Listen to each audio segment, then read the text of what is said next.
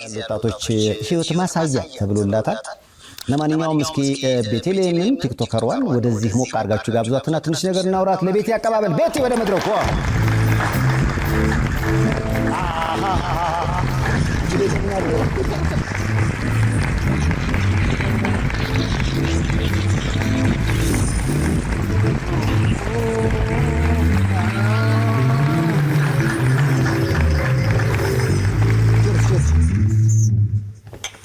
ላንቻውን መጋብዝህ ዘፈን የነዋይ ደበበን ነው። ቅድም ራሴን ላጠፋውሉ ፈልጌ ሞክሬ ነበር ስትያል ነበር።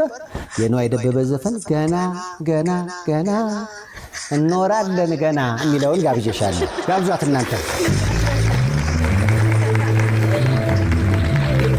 ቤቲ የተወለድሽውና ያደግሽው ወሎ ሰቆጣ ነው? ዋክምራ ሰቆጣ። ዋክምራ።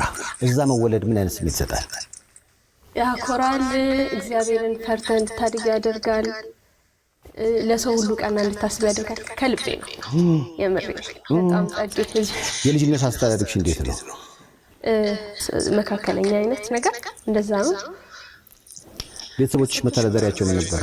አባቴ ኮንስትራክሽን ላይ ነው የሚሰራው። ኮንስትራክሽን ላይ ውሃ ምናምን ላይ። እናቴ ጠላ ነው የምትሰራው። አሁን ትሰራለች እና አሁን ላይ ደግሞ የቀን ስራ የቀን ስራና ጠላ አንድ ላይ ማለት አንድ ላይ ጠዋት እሱን ትሰራለች አላቸው። አሁን የሆነ ፓኬጅ የሚሰሩት ነገር አላቸው። ይሄ ከተማ ላይ የሚሰራ ነገር ማለት ነው። እሱ ላይ ትሰራለች እስከ